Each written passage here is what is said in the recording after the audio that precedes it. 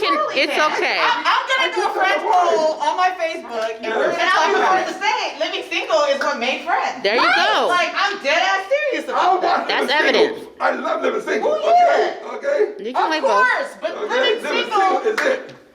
Even what was the thing that they have with the 4 black women? That's Girlfriends. Oh yeah, watch that too. Watch Sex that also. in the City.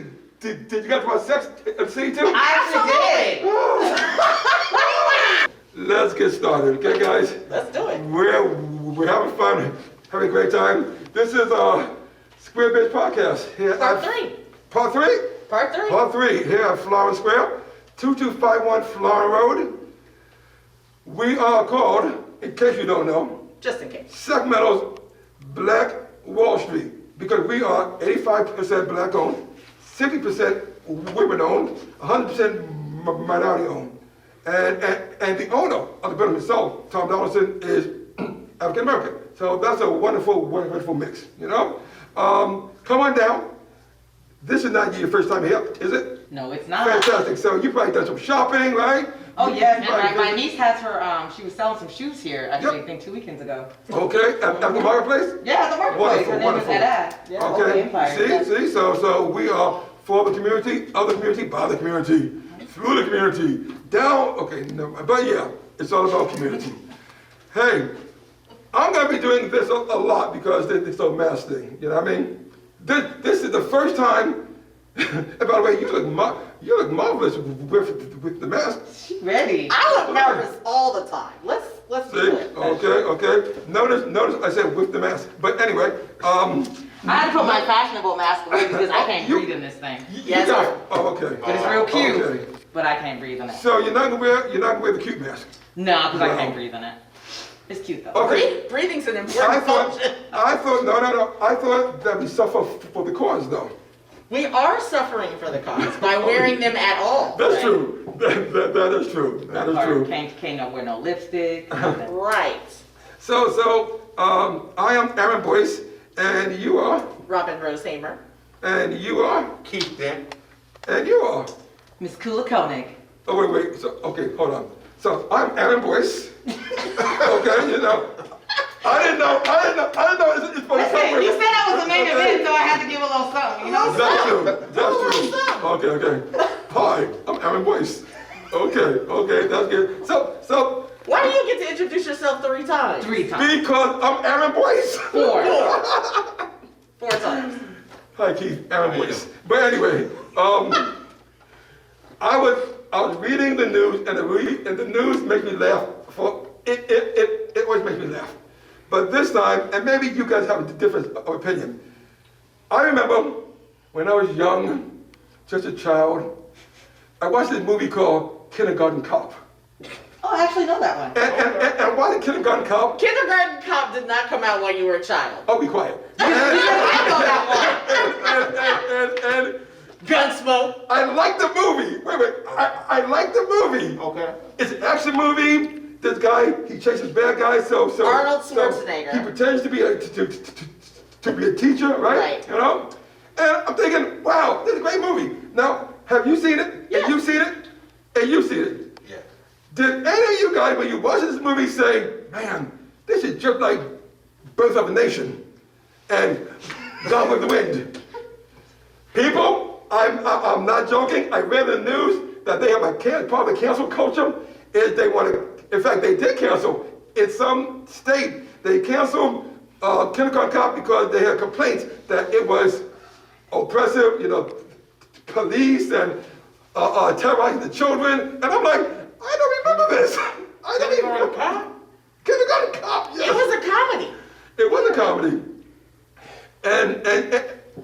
And yes, this is real. It was canceled because of some well-meaning people, I guess, protested.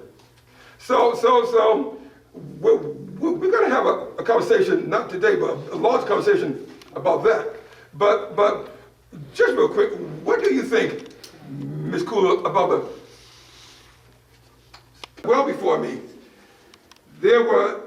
And that was like 140 years ago. Anyway, there were these gangsters, Al Capone, Right? No, Oh my God. No. The story here. Okay. So there were the gangsters of the 20s and the 30s. Uh-huh. And Hollywood started liking it, so they started to make movies of these gangsters with Humphrey Bogart and James Cagney, right? Well, what happened is that... Harlem Nights. No. Wait, there's a story. So what happened is that... Like my uncle. You know. The gangster wannabes started watching these movies and started emulating the movies. So where the movies were emulating the gangsters, now these wannabes are emulating the movies. And so I'm wondering, could that be happening with the police officers that they watch the violent police movies, you know? Like Die Hard? There was a time where the police was dreading it. We only do the right thing. And ma'am, just a fact. And there was nothing bad happening. It was just all Oh, like we this. didn't see it on camera. Okay? but then all of a sudden, Hollywood started making violent cop movies. Okay. And I'm wondering... So you're wondering, is art imitating life or is life imitating art? Exactly. And so when we talk about the cancel culture in movies, does it have worth? Do you see it as being yes, or are they going just too far? So I think that, so if you, specific example about, you talked about Kindergarten Cop, I think instead of canceling Kindergarten Cop, there should be a conversation of why Kindergarten Cop in this day and age and in terms of the lens that we see it now, right, is problematic, right? Because what happens is, so when you present cops as these saviors, these end all and be all, these people who could do no wrong, they just want to make the world right, they just care, right? There could be kindergarten teachers and all that. When you present that kind of persona, then it makes it hard for people to believe, right, that cops can be corrupt, Right. that they can also have a culture of violence where they are also prejudiced, right, where they are also racist, right? And so it makes it harder to have conversations when you talk about like defunding the police, because then you think, well, there's kindergarten cops and they're so good and they're so that, because that's the image that you've grown up with, right?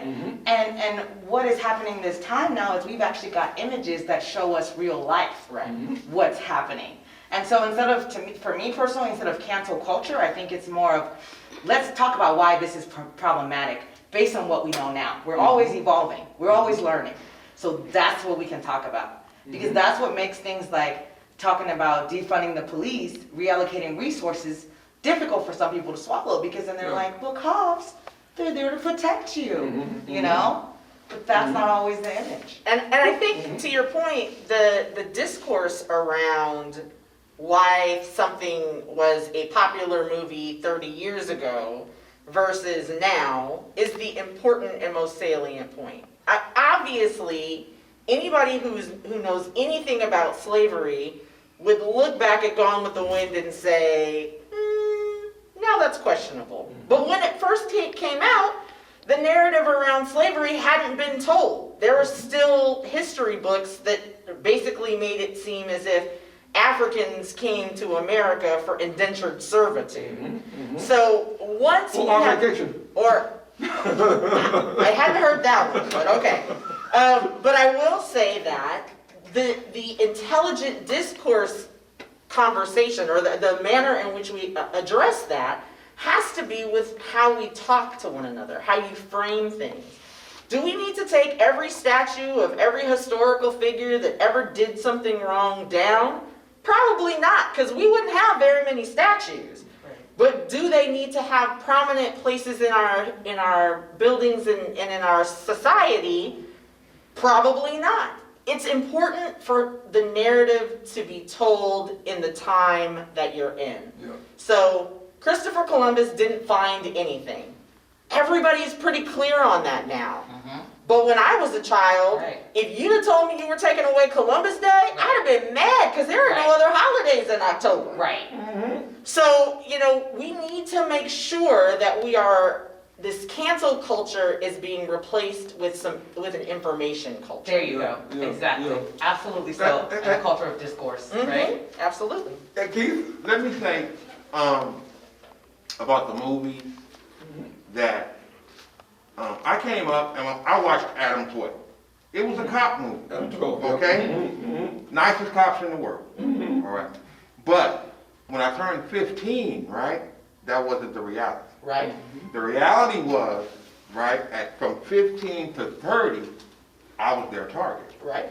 Okay, so I think if we take the statues down, we discontinue watching the movies, then the kids, the young black kids that are coming up now, right, how do we teach them? How do we show them?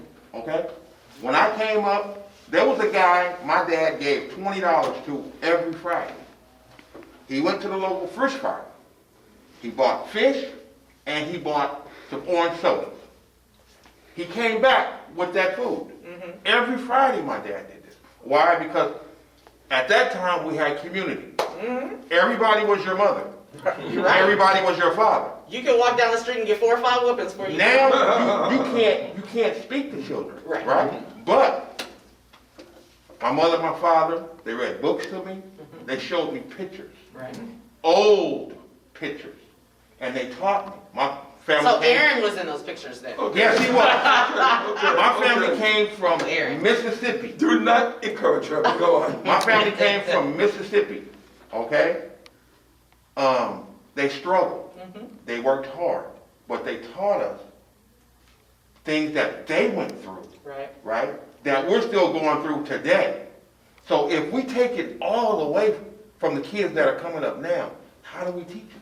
The man who does not know his history is doomed to repeat it. There it If is. you do not have a teaching tool, then you have nothing with which to teach. Nothing to which to teach. And it is super important that we do not just relegate all of these things to some dark storeroom and shut it up like it didn't exist. Because the bottom line is, we need to know how we got here so we can move on to someplace else. Because how we managed to stay in the same exact spot is people didn't learn. People didn't know anything. And this is a little homage for later because we're going to talk a lot about voting.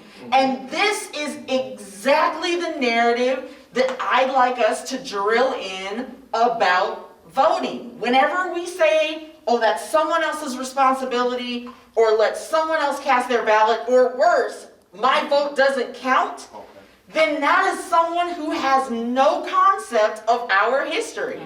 Because you cast one, and you cast one, and you cast one, and I cast one, and that's now we're a voting block. And now we've changed things. And now marketing, elected officials, when they're running for offices, they are caring about you and what you have to think because they look at the records and they know that you are a frequent voter. Exactly. And so then they're courting you. Let's pull back just a little bit. Just a little bit.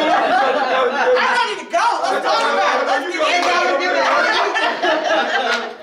I was talking about kindergarten college. My point is, like, Aaron, he's older than me. So I can learn from Aaron, right? Cause I have some young men that work for me part-time. And my main objective with them was to teach them a skill. Right. Because my thing is, everybody's not gonna make it to college, but. College isn't even designed for everyone. Oh, yeah, So, but if you have a skill, yes, you can make it. that's right. And that's what I believe these young men are lacking, is just a skill. Yes. A- So now- And the passion. so- The passion to and a pursue that passion skill. to pursue Let the me skill. flip it all the way over to you, because we want to know about this guy who's giving us all this wisdom, okay? Right, that's We wanna right. know Who about you be? Okay? Now, I said it because I know Keith, not for very long, but long enough to know his passion, long enough to know that this building survived because of that passion. And so I asked him to come on to the podcast to tell us a little bit about who Keith Dent is and what does he do, and tell us a little bit about the building. I was working for a company, and they hired someone that I felt I was more qualified than. So instead of, being a sore employee, I quit and said, I can do this myself. Go on in. So started my own company, met Mr. Donaldson. The way I met Mr. Donaldson was, I walked in, he used to have carpet in the hallway. I spent one day just walking around touring the building. Came to him the next day, introduced myself, told them who I was, what I did for a living, and I handed him a proposal. And Look at you, trying to be all grown up and about your and business. the proposal was, I'll take care of your building, right? And we'll work something out for every 30 days. That was 9 years ago, Okay. right? I've seen when I first came to the building, it was more offices, you know, more business type people. Right. And then the shop owners start coming in. Okay, so he said he had a plan, he had a vision, and that was his vision. So the shop owners start coming in, and then the traffic starts to increase. Okay, so then it was like, okay, so we have to take better care of the building, right? So we started doing that. The shop owners that come in now, my thing is, it's like, you want to start a business, but there's a lot that goes into that. And the most costly things of a business is going to be manpower and Person power. person. I'm sorry. Let me apologize. Because persons are expensive. But person power and designing your store the way you want it and have it be affordable. So 90% of the shop owners here, I have done work to get them up and going. Yes. I put in their floors, painted their walls, whatever they needed at an affordable price. This is my thing. Our people want to do a lot of things, but sometimes it's just the cost. You know, I clean carpet, clean hard floor, I install carpet, hard floor, paint, wall patch, but everything is affordable because you can't make that call unless you afford it. Right. You know what I mean? You can call and it's going to be out of your range, and then there's nobody to service you. So now, But you're still doing well. I see that watch too. yeah. It's not. My thing is that you can be a one-time customer or you can be a lifetime customer. Right. And if I treat you right and it's in your budget, you will call me again. That's right. That's the thing, and we have to remember that. Because if you're my customer, not only do I need to service whatever job you want well, right? But I also need to value you because you are the person that keeps me in business. See, now that's that black economics that we talk so much about. Absolutely. And that is That's the hard work you example just told of that. about. Yes. Hard freaking work. It's Yes. hard, but Thank you. It's rewarding. It's rewarding in that you see people grow. You see them advance. Well, You see them build. You start off talking about your family and how they had a culture of taking care of people. And I don't know if this is something that you've even recognized in yourself, but I could see it clearly in your business model that it was exactly the same philosophy that your father had every Friday, Every Friday. when he gave that man that $20 to go get the fish and the orange soda, that you take care of people because it is less expensive as a business owner to get repeat customers than to have to go out looking for new ones. Looking for new ones. So I tell you, there's a couple of things that you said, Keith, that I want to highlight because I think are very, very important. So the first thing you did is you start off by doing your homework. You didn't come through the door, bust in and say, yo bro, pay me because I'm Keith. No. Let me tell you, you better recognize. That's not the You way. came in, you invested some time, you did your homework, you figured out what the needs of the business owner were, and then you presented him with an opportunity.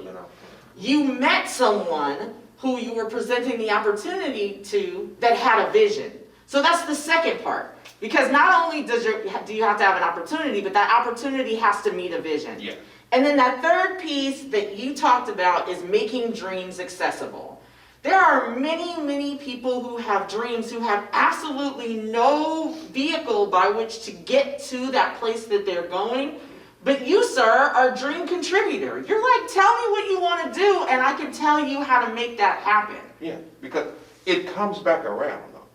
Yes, You it know does. what I'm saying? If I help you open up your store, right? you in turn bring people in, That's right. right? It's community. And the community, and those people help us to survive. That's right. So now, see, so, we have to- so, here you are, 2251 Florin Road, Florin Square. I see all the hard work that you do. Imagine my surprise, Keith, when I'm at the Black Business Expo over there at Sac State, and who do I see? This man right here, working hard, supporting the people there. How did you get that gig? And tell me, how do you see yourself expanding into other ventures other than Florin Square?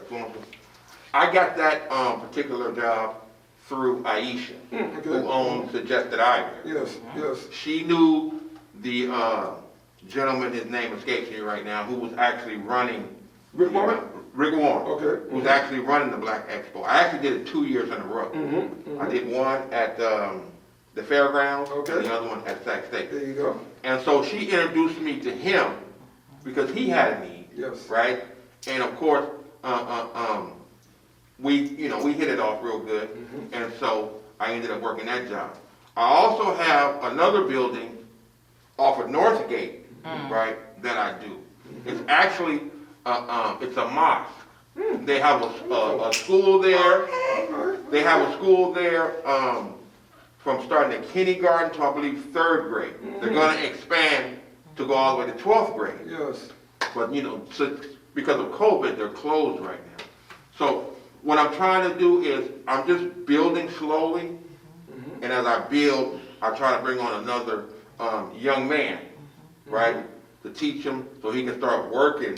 So then he can start feeling good about himself. Yes. You know what I mean? And then he can go and help someone else. And in his that's the community. power of social capital, though. That's the the power. power of social capital that we, sometimes people, like, because white folks are using their social capital all the time, All the right? time. I know you know, I'm gonna help my son. That's when people are like, oh, I came up with my own bootstraps. It's like, homie, you know somebody gave you some boots and some straps, Yes, right? No. So Somebody's it's- always going to give you a hand Right. up. So, Either if it's so not financial. it's the social capital that you said. You're building it. Yes, you're working Yeah. hard, absolutely. But you're also lifting up other people, and then people who you've done good work, they're also recommending you, Yeah, right? if it's not financial, then it's just basic knowledge. Right. I've learned from Mr. Donaldson, the owner of this building, I've learned a great deal. Just about business, about how to conduct yourself, how to prepare. A lot of times we don't succeed because we don't prepare. Come on, you better preach. You better. You have to, in any line of work that you're in, any business, you have to prepare, you have to think it out, Say you have to draw out a plan. Say You don't You have to start prepare, you fail. You fail. If You have to start somewhere and then you're going to end up somewhere. And the most important thing that new business owners need to learn is that when you start a business, don't look for any profit for at least 2 years. At least 2 years. You'll make enough to sustain yourself, but the growth that you're looking for won't happen for at least 2 years. Some people become impatient. It's about patience. My father used to take us out. He was a painter. He painted for the city of Long Beach. The lines in the street, he painted those. So he used to take us out every Saturday. And we would, I'm young, He's like, and he's like, put a coat on, let it dry, and then come back and apply another. But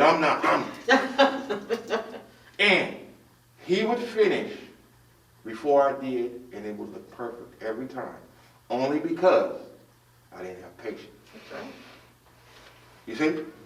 Patience. It just, things move slowly. So right there, and Robyn, you wrote some things down, right? Right there was a total course in business. A total course in business. Slow down, patience.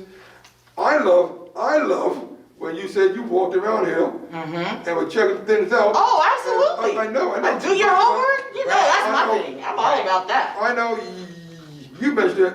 I got double mentioned it because I thought, how smart business is that? That's what smart business people do. They don't just blah, blah, blah. Yeah. and even when you go to like figure it out, interviews, you know? when I interview people, Yeah. I ask them, I say, what do you know about our organization? Right. You would be surprised Uh-huh. how many people, they've done the work just to sell themselves, Yeah. like in that sense, but they don't know They don't know. what your organization is and what your goals are, what you're doing. And it always boggles my mind. I don't care how qualified you are, but if you have not done the work to understand my organization and how what you do can contribute to it, then what's the point, how right? can So you that's help? your homework. You say it boggles your mind, it horrifies me. Every time I ask the question in an interview, what do you know about the organization, and someone can't answer it, that is almost It's the kind of exact like- moment where I say, It's not this person is not going to be a good fit. Because you know that they didn't prepare Absolutely. to come in and speak with But you. see, when they do prepare, I like to ask them another question. Now, because you can do the research. You can go online and check out what I do.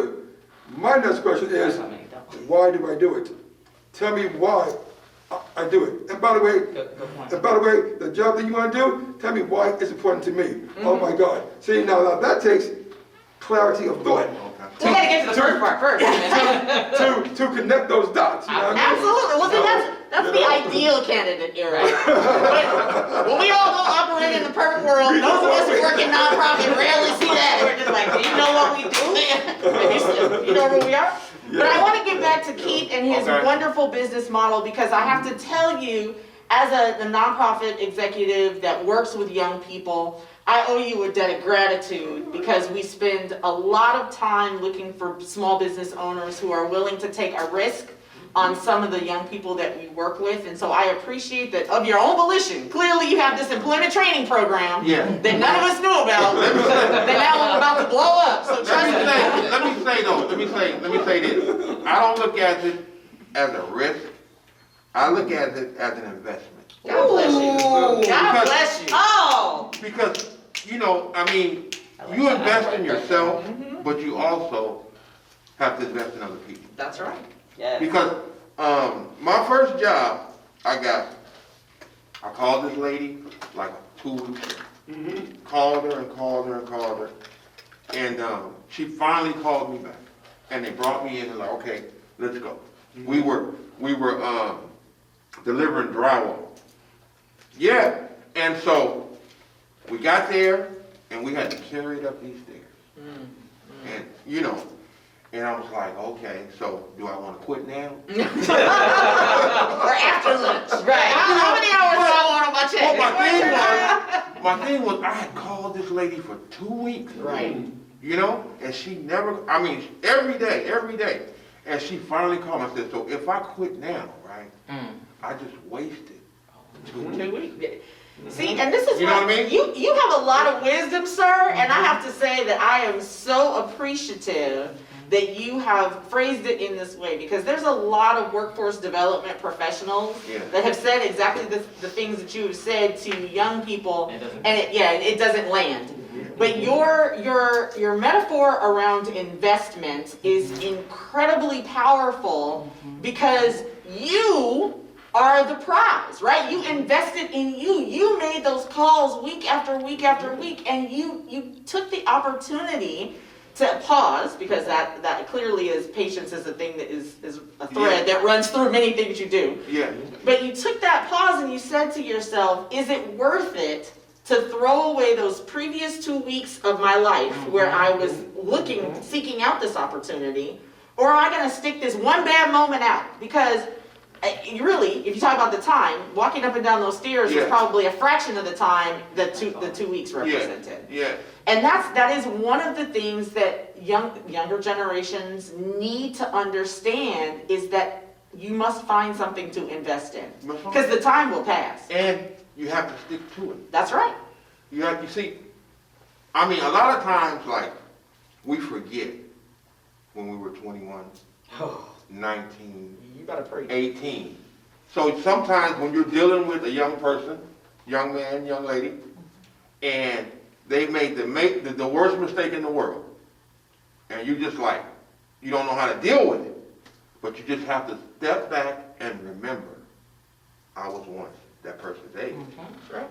That's what you have to remember.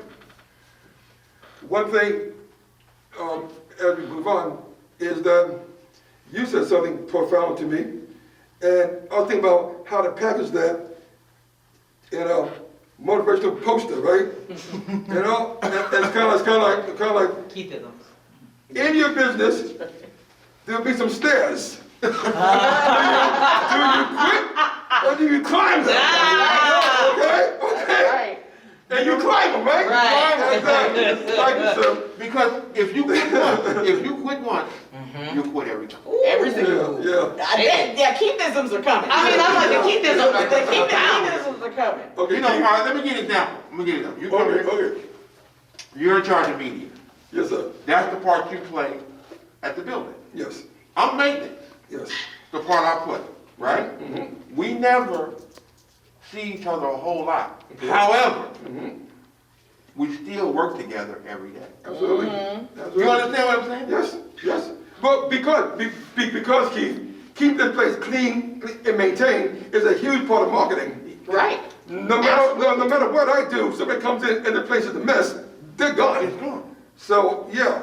So You are marketing. So but the thing is though, we're invested in each other. We are. We are. You something? We are. Invested in each other. So And this is the moment where I say that yes. all life can be found in a Disney movie and The Lion King. This is about the circle of life. Okay. There we go. Wow. There we go. Wow. The circle of life. You know, There we go. I would like to say that was very good, but I would like to say, but I can't. Wow, the shade. Oh, anyway. it's really dark in here. Hold on, let me see if I can see. Well, I have to say the musical stylings of Yes. Miss Kula were not on her bio. Right. However, I have to tell you, this was an added treat, and I think this is a perfect opportunity to introduce you to the world and to tell everybody. So before we do that. Oh, before we do that. Before we do that, Mr. Keith, you're more than welcome to stay. Oh. I didn't know if you wanted to, but some people at the end of this segment they leave. I would love for you to stay because we got some stuff that I believe. First of all, I need. You don't want to talk either. I need another man. Okay, so please stay. I want to say. Thank you.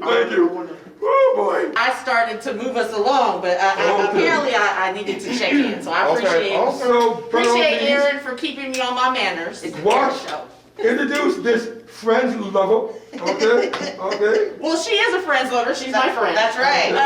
And We hang out on airplanes and talk to people who try to Friends. How many of us? Friends. Okay. Okay, all right. Okay.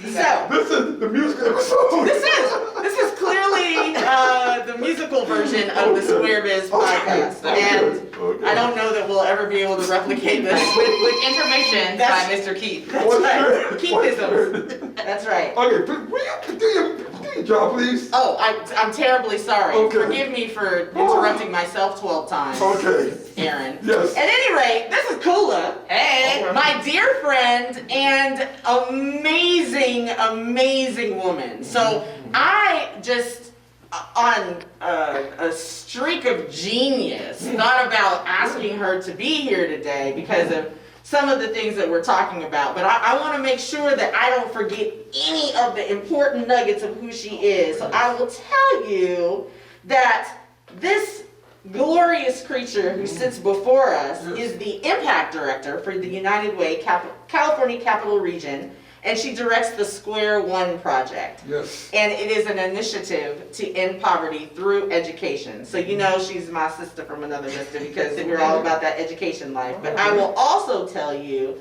that she loves being of service to her community, and she just recently launched the Social Justice Political Corps for Sac County. It's a newsletter that comes out, and she's crowdsourcing political information. But most importantly, and how we got to be friends first, is that she is the president for the Sacramento chapter of the Black Women Organized for Political Action, commonly known as BWAPA, and is passionate about Black women being in positions to influence policy. So, Ms.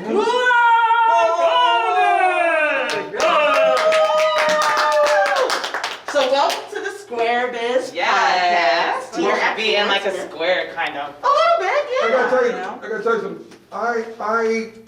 I heard about you, Uh-oh. but I don't think, but I don't think that we've met And it kind of bothers me when great, wonderful people I haven't met because I fancy myself knowing almost everybody, you know what I mean? You do. But, yeah, It's but so I had to do some research of you. Uh-oh. Oh, no, not uh-oh. He must have saw the twerking video. Well- I know, like, there's always, every WAPA meeting ends that way. Did I miss that one? I can't see how you would have missed it, because there's a few twerking videos. Okay. Always. Please tell me you're not serious. No, I'm very serious. Oh my We're God. very serious. Okay. Yeah. She's got a lot of skill in a lot of areas. Watch twerking Sing, video. Okay, work. got it. But not today, right? So, That's an admonition, but not today. No cussing. And no twerking. Got it. however, Yes, sir. I looked and I researched, and it made me just very excited. Not the twerking, but it made me very excited for you to come here because I knew that you have a lot of good information to share. We are dealing with some very interesting and very important times. We got 3 months till freedom. 3 months till stupidity goes away. 3 months till when we can say, na na na na, na na na na, hey, and then we just stop. You know? Because he ain't even worth finishing the song. Okay? I don't like to correct you, Aaron. You know how much I it know. makes me Tell me, pain please. to correct Okay, you. It's actually 5 months because even though the election is in That's November, true. Okay, well, thank he'll you. be lame duck for a while. Yeah, well, he's But what late he's saying is he now. can breathe. I understood what he was Yeah. saying. I just absolutely am passionate about correcting Aaron. However, I don't want people to feel based upon the polls that they read about that it's a done deal. Oh no, It's not a done deal. there's things we have to do. Although Trump himself, I said a word, that man himself is starting to put in little nuggets of if I lose, he started to say that. So I think he's seeing the writing on the wall too. But still, we must make sure that everybody goes forth. Now, BWAPA is a national organization It's a statewide organization. or statewide? Well, are there sister? Because California, I'm not worried about it. We still were gonna vote. No, we're still gonna vote. But California and New York and other states, we're now the ones that were concerning. It's them swing states. Sure. And so, you know, as you speak about this, what are you doing to ensure that your sisterhood and your brotherhood and them swing states are doing their job? Sure. So please. Yeah, so I'm really passionate about local politics. So I would say that, so at the state level, our state campaign, endorsed Kamala Harris early on. And so, kind of worked to raise money for her and all of that. Obviously, black woman running. And so now that she's out, the state is, obviously supporting Biden and trying to figure out how best to, to help him and raise money and all of that. My job and my passion, so my passion is around local politics. I really feel that sometimes we also get really caught up in the federal stuff, that we also forget that what happens at the county board of supervisors, what happens at city council, what happens at school boards directly affects our lives, and sometimes people just get focused on the federal level. So I can't answer your question in terms of what I'm doing in terms of for the federal level. What I try to do, I try to educate people on what's happening locally, because that's something that I feel that is very, very important, and it's almost most immediate into people's lives in terms of the type of neighborhoods they live in, the type of schools their kids go to, and all of that. And so that's what I focus on. And I will say yes because BWAPA has a voter's guide. Yeah. And that voter's guide does include some amazing information, very detailed about local issues. But there's some guidance about everything on We the ballot. go through so we work on the voter guide in conjunction with the Sacramento Sister Circle, and so we go through the whole ballot for folks, because at the end of the day, we are about voter education, and we are about, like our mission says, about black women being in positions to influence policy. So that could be a whole different, that could be just knowing, right, who's on your ballot from the very top, the federal level, down to your local Parks and Recs person or whatever. So it's that information. So we spend a lot of time and a lot of effort going through the ballot, thinking we argue amongst ourselves. So for example, when it was around even the governor, we were talking about Delaney Easton and Gavin Newsom, and people were on different sides and things like that. We talk about it amongst each other, but we look at policies to say, what have they done that helps the Black community? What have they done that helps Black people, right? What is their record, right? What kind of research can we do? So the voter guide, and we make it accessible. So that's also really important because I feel, and all of my work, civic engagement is really important, but it's saying it in a way that is accessible to people who maybe aren't involved in this on their everyday lens. Right. Like you talked about when Keith was talking about workforce development and the way he talks, right? I feel like that's accessible to people. Right. So I want, we work on our voter guide and even in our BOAPA meetings to be accessible to anyone in the sense, no matter if you are a seasoned political or you're just like, I kind of want to know what's going on. So we'll do things where when we used to meet in person, we'd have childcare, we'd have stuff, because we want, parents to be able to come as well, right? And then people make their own political action plan.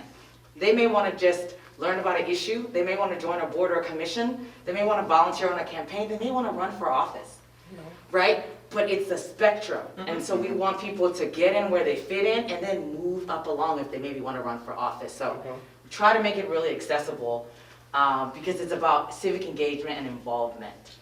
Absolutely, and one thing that when you mentioned the Sacramento Sister Circle, that reminded me a little piece about that accessibility, because we each have our own native tongue, right? It depending on the type of business that you're in or the work that you do, you have a lexicon that you speak. Right. And I think it's important that you all acknowledge the fact that everybody doesn't speak politics. And oftentimes, if you don't speak politics, you're turned off by even trying to get into that world. So Yes. you're like the Rosetta Stone Yep. of politics. We tried to. I like that. I'm gonna write that down. There's a lot of isms going around. today. I know. I love it. So I want to talk a minute about BOAPA so you can get a plug in here, because I think it's important for people who are watching to know how to be a part of BOAPA, when are meetings, how do you join, so give us the whole spiel. Yeah, so BOAPA, we meet the first Fridays of the month. So actually our meeting is tomorrow, our August meeting is tomorrow from 6 to 8. We used to meet at the Free Range Community Center, but now we meet virtually like everyone else. And it's a space for Black women, and we're really clear about that. If you identify as a Black woman, we want you to come to that space. And become a member. Anybody can just come to our meetings that identifies as a Black woman, and we love you and we fold you in.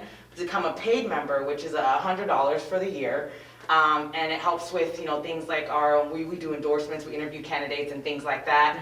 And so that as a paid member, we appreciate that as well. But anybody can come who identifies as a Black woman and be a part of it, because we want you to learn about politics.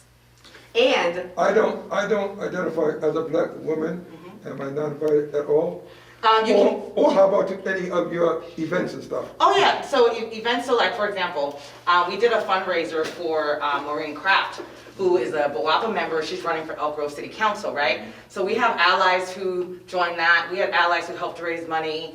Absolutely. And there's obviously, and folks that we endorse, we don't endorse someone just because they're Black. We actually got in trouble for making an endorsement of a candidate. It was a candidate a Black candidate going against somebody who wasn't Black. We went for the other candidate, and we got a lot of heat for that, saying we were anti-Black. But our sense is that just because you are Black does not mean that you're also fighting for the issues that are important to us. Just because you're painted Black don't mean you're Black. Right, and so we were very clear about that. But yes, we love, in terms of allies, being able to support and come out and walk and phone bank for those that we end up endorsing. So those are also really important as well, because we want to get them elected, right? So I do want to add one little asterisk, because you said that the membership fee was $100, but there's a student rate. Yes. So if you are a student, you can join Thank you, for Robyn. less Yes. than that. That's I know right. that because when I first joined, I was a student. Right. I mean, I'm still a And student. there's also a senior rate. And there's also a senior rate, that's right. So it's very accessible. to all people. It isn't just an organization that's trying to take your money. It's an organization that is actively doing things for the community. Right. So I think that's really Absolutely. important. Yeah, I mean, like I said, people literally come to our meeting and we're not like, oh, you're not a member, you're not a member. Oh, no. Come to our meeting and we talk about issues. And what I also love about our meetings is the culture is also we love on each other. Right. And there have been tears and we give hugs and because people are also going through things, right? And so we're there to support each other as sisters and then help us get to be able to really be involved politically in a way that makes sense for us. So I know that Boapa advocated for Kamala Harris to be president. Are you advocating for her to be vice president, or do you have, or does the organization have other people in mind? So our statewide organization, to my knowledge, has not taken a stance on the VP race. So I haven't seen it. And so we, the Sacramento chapter, we take positions on issues that pertain to Sacramento County. If you're asking me my personal opinion, I actually think that he should pick Gretchen Whitmore because I'm thinking about what can the VP candidate bring him, right? And so if it's a swing state that we need to get, if it's Michigan, so that's where my mind is. Obviously, like, I love Kamala Harris, I love Karen Bass, I love Karen Bass. I've had a chance to sit with her, talk with her. One of my best friends works for her organization she founded in LA. But I'm thinking about if we want that W, who can bring something, who can give him something Now, else? I don't think he can choose Gretchen Whitmore because of his promise that he made publicly to America. He's going to choose a person of color.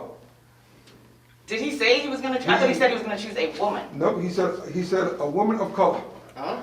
Really? Yes. That's new to me because in my Yes. That's about. that's new to Yes. me because I was under the impression that he was going to choose a No, woman. no, That's what no. he made the commitment to. And we can look it up, but Yeah. woman of color is what, Okay. I'm pretty sure Okay.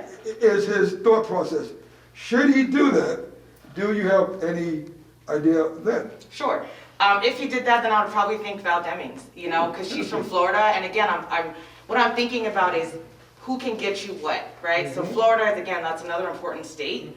And so I think that if he is going to choose a woman of color, then I think Val Demings also, because she can help to get him Florida. There's something different in there that she can provide. Yes. Also, I love Stacey Abrams, and I'm not sure how much you can get in for Georgia though, just because of how her race went. So I'm kind of thinking strategically about all of this, and it's been in my head. So And I don't want to talk about this a lot, but I was thinking person of color, Tammy Duckworth, who is a veteran. That's true. She's an amputee. Yeah. She's a double amputee. She doesn't like 45. And I looked at her track record. She's Thai American, right? And her track record is very much consistent with the values that we need somebody who might be the next president Sure. to be. Absolutely. And so she would get the women vote, of course, the disabled vote, the veteran vote. So there's a lot of boxes that she checks. Plus, she's a very able young lady, But I love the choices that he has in front of him. I love that there are choices, and I have to say that We've never been like this before. that was exactly really what I awesome. was gonna say. It is definitely I feel spoiled because I'm almost happy with any of it. Like, Oh God, yes. whatever it is, bring it on. That's Right. fantastic. And really, I think that this is an important moment to talk about the social justice political, because this is an opportunity that you're providing a platform for folks to bring in this type of conversation in and around the Sacramento region. So talk about that a little bit. Yeah, so I found it, so I call it social justice political Corps. I was thinking about the Peace Corps. So it's a political corps for social justice in Sacramento County. The reason why I founded it is because I saw in the moment of crises, everybody would be like, rah, rah, we'd be out there, but then it would fade, and only the same people would be at meetings and then activists were getting burnt out. And even elected officials stopped kind of like listening because they're like, you've been here before, you've been here before. Right. And I'm like, if we're really going to make a change for social justice, we need to really expand our base and we need to be consistent. The one thing I learned about John Lewis is he talked about wearing people down. And if you're gonna wear people down, that means you have to just keep going. You have to be consistent, you have to focus. And for one person, it's a lot, but if we can crowdsource and have more people submit information on what's happening politically as social justice is concerned, so what's happening at county supervisors meeting, what's happening with the sheriff, what's happening at all the city councils, what's happening at school board planning commissions, the different events that are happening.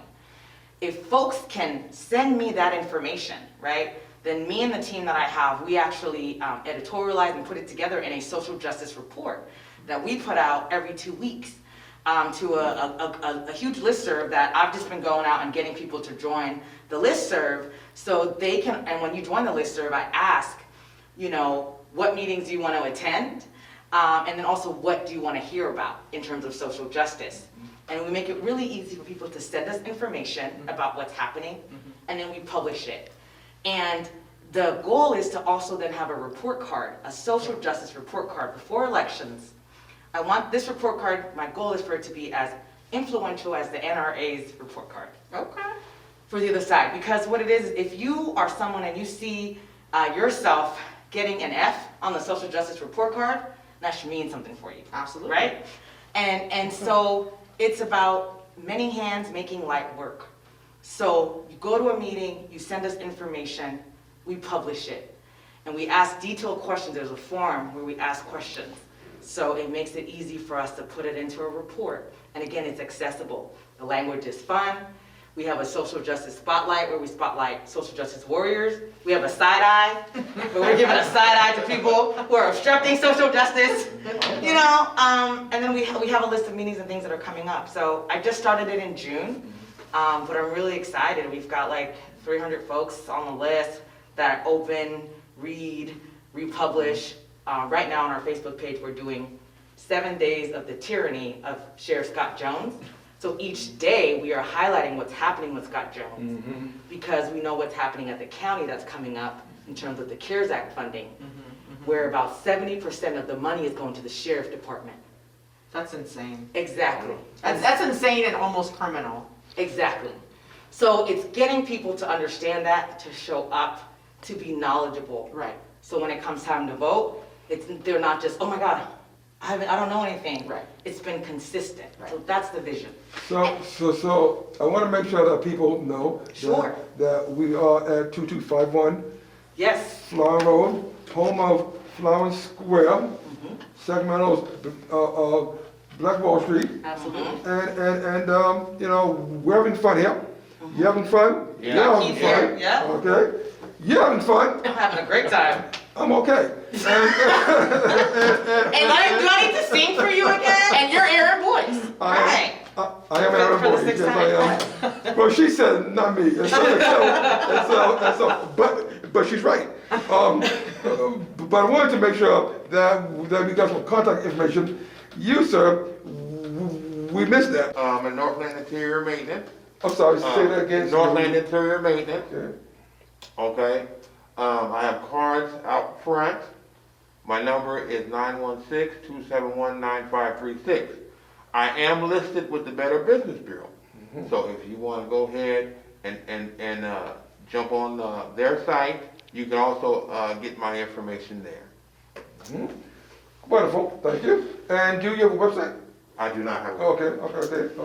But he can absolutely be reached here at Florin Square. At Florin. Okay,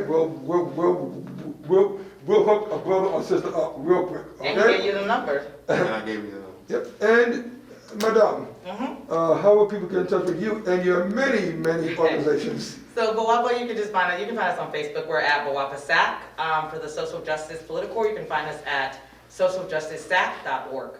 Again, that's socialjusticesac.org. Now you're really gonna put people to work because BWAPA. Can you spell that or something so people will be like, oh, so Oh yeah, that it's sounds just good, for okay? BWAPA. It's just BWOPA Sacramento, There we go. and you'll find us on Facebook. Oh, okay. I was supposed to be for you, but okay. Yeah, You know, BWOPA, so- Sacramento.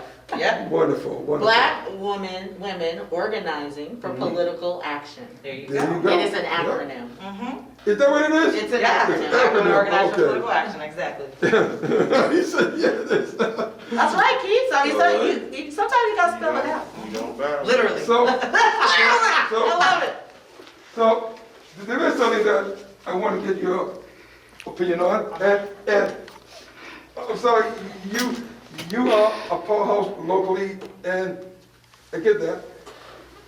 But I want to tap on Mr. Joe Biden one more time. Sure. Well, okay, so I would like for somebody to assign him some sort of training program for him when he comes out of his dungeon, which I don't mind him being in the dungeon, I don't. But assign him a training program so that when he says things like, Trump was the first racist president, okay, thank you, Joe. But now he says, If you don't vote for me, you're not black. well, there is that, although I didn't hate him on that one, because if you vote for the other guy, I don't see why, okay, so I'm not hating him on that one. But this one, I don't understand. He's talking to the Latino community, and he says, kind of like, I don't know, but he says, yeah, Latinos are very diverse, you know, unlike African Americans, you guys are in all over the parts of the world, which kind of implies that we are from Africa, and that's it.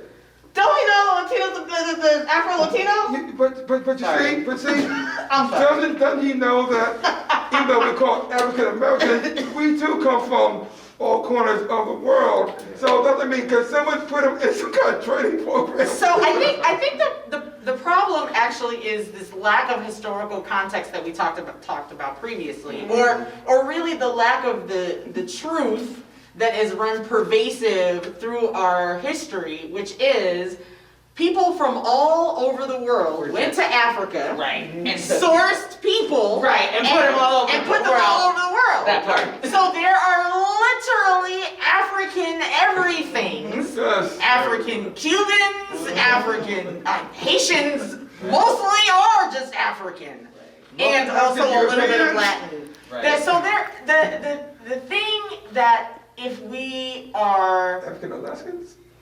there aren't too many of us who like it that cold like that. Okay. No. But I'm sure No. there are some intrepid Africans who live in Alaska. I'm sure there are. There's a lot of great fishing up there. But my point was, Aaron, before we were so Yes. really distracted, Really? was You gotta go there, right? was Okay. the fact that if we do not cull our history for mine for truth, the reality is that Africa was the seat of all knowledge. That's why all of the Grecian scholars went there to learn things. And it was the seat of humanity. So everybody's 23andMe is African. Like I haven't met one person who got the DNA test and it didn't say some part of their DNA was African. And there is lots of science around, like Lucy being the first DNA and genetically solid human being from which all DNA has come from. And there is a tribe in Africa, and I'll do a little research before I come back the next time so I can get the name of it correct, where when you trace back DNA, that's the wonderful thing about the architecture of DNA. It literally does connect us all together. But there is a tribe in Africa who literally has the only pure DNA. So, when... Did I stun the crowd? Did I stun the crowd? Yeah, So when we talk about, God bless him, Joe Biden saying ignorant things about African Americans or Africans in general, it's because our history books don't support that. You know, it's not something that you always get published in Nat Geo or the Times or something like that. So I can appreciate the fact that he just, instead of taking them to school, he just needs to employ better people. What I am afraid of as I cast my ballot for this man is even if he is a friend to the African American people, he doesn't know the African American people. Well, he doesn't know a lot. And that is almost as bad So that's as because somebody. record players. That's almost as bad as somebody who doesn't care Right. about us when they don't know about us. That's almost as bad. And here's a man who says things and he doesn't know. And so that bothers me. So yes, again, me, and something Shar said this, I'm not voting for Biden, I'm voting against the fool. I am. I mean, he wasn't, I can vote for him in the primaries. You know? I can vote for him in the primaries. That is the sad reality that we are back to a situation where we're not voting for Right, a candidate. right. Okay. So, voting. Yeah. Let's talk about that for Yes. just a hot minute, because I know we have to go. Well- This podcast can't last forever. We got about 5 more minutes. Okay. Okay. Well, voting. So, You're not gonna talk 5 minutes, are you? I probably will. Okay. So, voting, and I'll keep saying that, but I'll say it one more time just in case. Voting is important, and it is all of our obligations. So there's a couple key deadlines that are coming up, and so it's super important that you find out what your status is regarding voting and then take action. Yes. Are you registered to vote? If you are not registered to vote, meaning that you haven't started getting lots and lots of pieces of paper in the mail, if you're not getting ads for candidates and bills and all the things, then you're not registered to vote. So get registered to vote, period. I don't care if you want to, I don't care if you feel like it, I don't care if your mama did. Vote, it's important. Who were you talking to? Talking to all of the people who are in my earshot. Got it. Okay. And I'll just say, even like Robyn, like I was so, most people don't know this about me, but so I didn't get, I wasn't able to vote until I was, until 2012. Okay. Because I was born in Liberia, right? And I came to the Okay. States. I was undocumented. Okay. See, like, yes, we could be undocumented, so the whole narrative, right? Didn't we It's just talk about that? Right. We just talked We about talked about that, right? I came to the States when I was 8 years old, but because I was undocumented, I wasn't able to get my papers and all, so there's all of these things, right? And so when I finally got my citizenship, I remember, and I was lucky enough, because it was when I was in grad school in DC, so I got to get sworn in at the Supreme Court. Oh. And by Nina Totenberg. Nice. So, of like NPR's The Nerd in Me, right? But I was so excited. I'm like, oh my God, I get to vote for Barack Obama and all that. And so, and it just, because I've been active in politics, but I wasn't able to vote. And when I finally got my citizenship and I was able to vote, it was just, and so now I'm like, I vote faithfully because I know that that's something, that was a privilege that I didn't have because I wasn't a citizen, you know? And So, this yeah. is the narrative of John Lewis's legacy.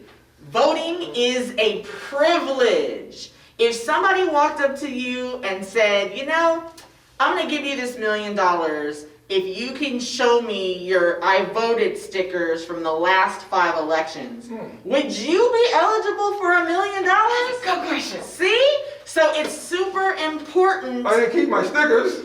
Well, Okay. everybody puts them on Facebook. You don't have your pictures from the Oh, last my 5 goodness. You years? don't even know Oh, what okay. Facebook is. Oh, that's true. Oh! Chisel in the stone tablet in time. Dun, dun, dun. I was gonna say something nice about you. Okay. Well.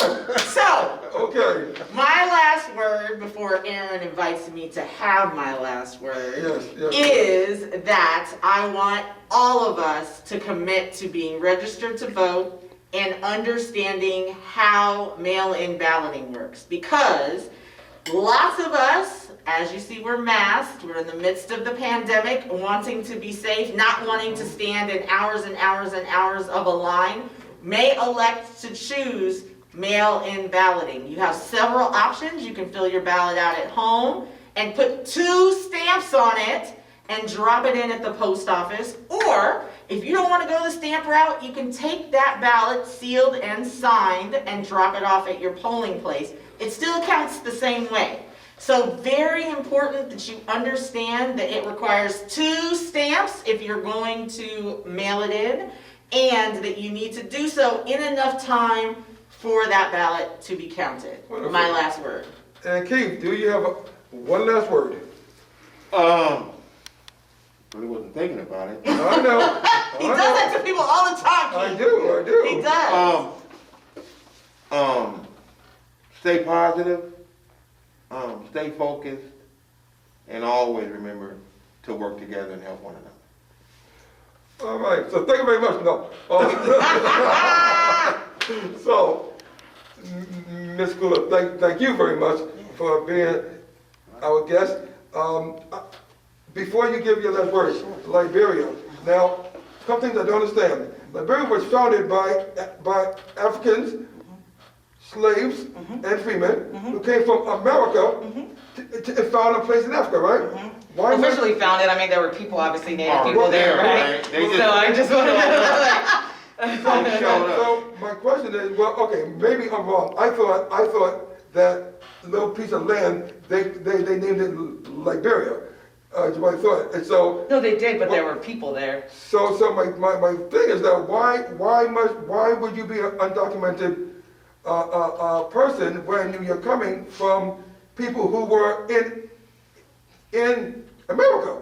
All you did was leave, and then you're coming back to me. I don't understand that. Can help me out here? It's not a country that it's not part of the United States of America. It's its own country. So there you go, and that's where I was born. It's for people who were. Well, Yeah, but it's not- it's True, but they didn't colonize. See, this is the difference. People from the United States didn't go to Africa and colonize anything, call it an annex of the United States, and retain their United States citizenry. Yeah. They said, deuces, Right. we're about. And then they said, the people who are natives, we're going to subjugate you and do the same things that our masters did to us. But that's a whole nother, And that's the story that I want to hear, because Liberia is one of these things that I have read about, and I want to know, is it So Kula has to come back. Yes, Kula has to come back. After we get through voting season, then Yes. we'll have Liberia information. But before she comes back, Sure. why don't you give us that one last word? Focus. That's it. Just focus. That's like a legit on one last word. me. No, just focus because we get Baby, can you focus? distraction. Oh, now you singing? It's a good song. Not really. Not really. Yeah, I wouldn't. but it's a good song. You know, Focus. you could join in. No, not with that. Okay. I know, that's... Focus now, focus. Misery loves company. But thank you, focus. Emma Boyce, last time. You gotta ask yourself what your last words are? One last word. Would be- Self? No, well, How about this? it would be vote. Aaron, No. what is your last word? Listen, well, you know something? What's your I last didn't have any time to think about it. but if I had to come with something, okay, it would be vote. Because to me, everything leads up to that. Leads up to that. But how about also education? There's one thing that I know. People, even when they vote, a lot of times they just go in there and they just go, this, that, and that, because they haven't taken the time to read all the stuff that's out there. And when I say read, to know who's for it, who's against it, what are the consequences. So research, read, and then vote. So now you have an educated vote. So Guapo that's what I Voters say. Guide. That's right. Say it again. Buwapa Voters Guide. Right. All right. Buwapa's Fantastic. Voters Guide. Okay. Along with Sister Struggle. Okay, My people. okay. Now that was a song. See, if you kept saying it, music would happen. Buwapa Voters We just Guide. call it the voter guide because that's all that matters. It is. You know So- what I'm saying? The Voters Guide. Thank you very much. Thank you very much. Thank you for listening to Square Biz podcast here at Florin Square, 2251 Florin Road. I am Robynne Rose-Haymer. And I am Aaron Boyce. And I'm Keith. And we bid you Adieu. All right.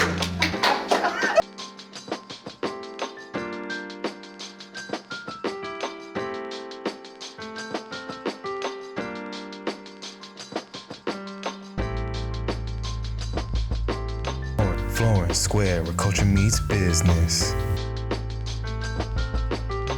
Florin Square, where culture meets business.